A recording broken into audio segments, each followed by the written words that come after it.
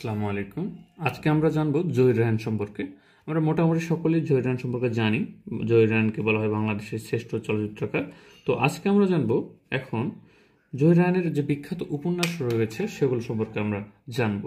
তো আমরা একটা প্রথমে দুটো লাইন লিখে নিই, আপনারা দেখতে থাকেন। ওগো শেষ বিকেলের মেয়ে, ওগো শেষ বিকেলের মেয়ে, ওগো শেষ বিকেলের মেয়ে, তোমার জন্য তোমার জন্য হাজার বছর ধরে, হাজার বছর ধরে তৃষ্ণার্ত হয়ে আমি বরফ গলা নদীর তীরে, আমি কোন নদী? বরফ গলা নদীর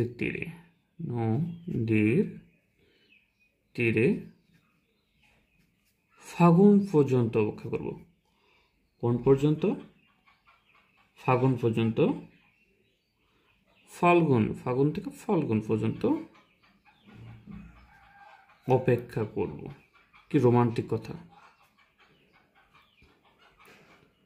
তাহলে আমরা দুটো জায়গায় বলতে গেলে চারটে লাইন হয়ে গেল। যাই হোক, জহির রায়হানের উপন্যাস সম্পর্কে আমরা জানতে গেলে এই লাইনটা আমরা একটি রোমান্টিক লাইন দুটো মনে রাখতে পারি। কি বলছে? ওগো শেষ বিকেলের মেয়ে, তোমার জন্য হাজার বছর